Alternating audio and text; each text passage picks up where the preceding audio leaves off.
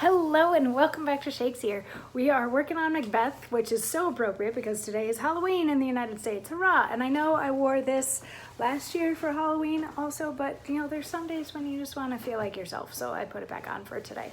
So anyway, today we get to hear from Macbeth and one of the two gentlemen who has just come in to speak to him, whose character name is First Murderer. So you can guess what they're going to talk about. So things that are going on: Macbeth killed Duncan and Duncan's two guards and has framed the guards for it, but then Duncan's two sons, Donalbain and Malcolm, went, one to England, one to Ireland, but that has thrown them into suspicion for potentially having killed Duncan and then run away, so maybe they could get the crown.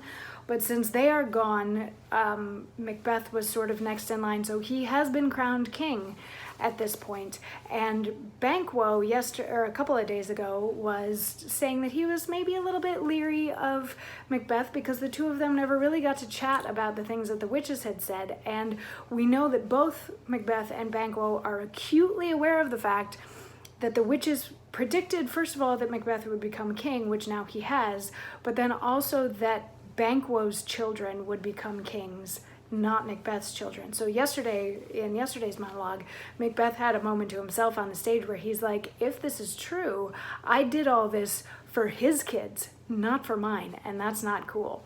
So at the very end of yesterday's monologue, these two other gentlemen have come in, murderer number one and murderer number two, and they have apparently talked before. So we'll get Macbeth and we'll get murderer number one, just to differentiate. So they come in and he's like, didn't we talk the other day? And they're like, yeah. And he says, well then, now have you considered of my speeches? Know that it was he in the times past which held you so under fortune, which you thought had been our innocent self. This I made good to you in our last conference, passed in probation with you, how you were born in hand, how crossed, the instruments, who wrought with them, and all things else that might, to half a soul and to a notion crazed, say, thus did Banquo. You made it known to us. I did so. And went further, which is now the point of our second meeting.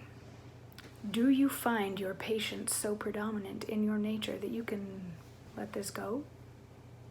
Are you so God-spelled to pray for this good man and for his issue, whose heavy hand hath bowed you to the grave and beggared yours forever? We are men, my liege, aye, and in the catalogue ye go for men, as hounds, greyhounds, mongrels, spaniels, curs, shows, water rugs, and demi-wolves are clipped, all by the name of dogs. The valued file distinguishes the swift, the slow, the subtle, the housekeeper, the hunter, every one according to the gift which bounteous nature hath in him closed, whereby he does receive particular addition from the bill that writes them all alike, and so of men. Now, if you have a station in the file, not in the worst rank of manhood, say it, and I will put that business in your bosoms, whose execution takes your enemy off, grapples you to the heart and love of us, who wear our heart but sickly in his life, which in his death were perfect. So there's a lot here, and I wanted to put all of it together because this is Macbeth coming out as being sort of a master manipulator of the things that are going on around him. He had talked to these two men who were murderers who apparently previously had really negative feelings towards Macbeth. They felt that Macbeth was keeping them down, preventing them from doing stuff, preventing them from growing in society, all that sort of thing. And at the first meeting, Macbeth pointed out that it wasn't him that was doing it, it was Banquo that was doing it, and he provided some proof to them, proof that we, the audience, don't know about, but apparently he gave them proof that was so obvious that the stupidest people who aren't even paying attention would be able to see that Banquo was the one who has made sure that these men have stayed oppressed throughout their lives. And they're like, yeah, you showed us that. And so then his second bit, he's saying, okay, so what are you going to do about it?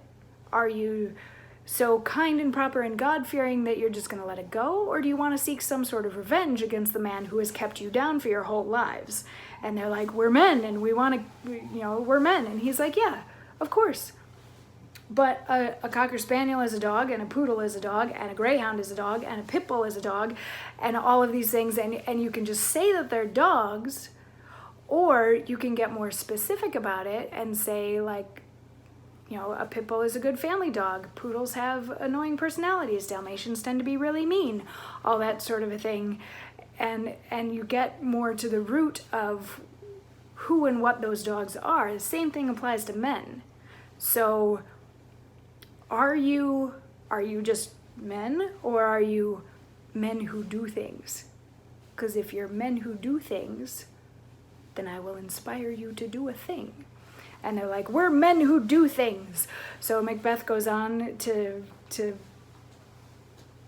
entice them to action that we will learn a little bit more about tomorrow. But I mean, you can guess what it is. He brings them in on his plot to get rid of Banquo and Fleance, so that there's nobody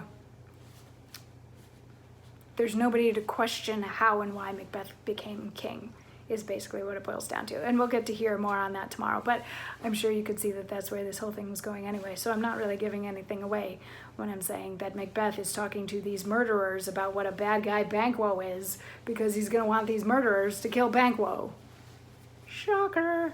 Anyway, we'll see how it all plays out as we continue along with Macbeth tomorrow and in future days. I will see you then. Mwah.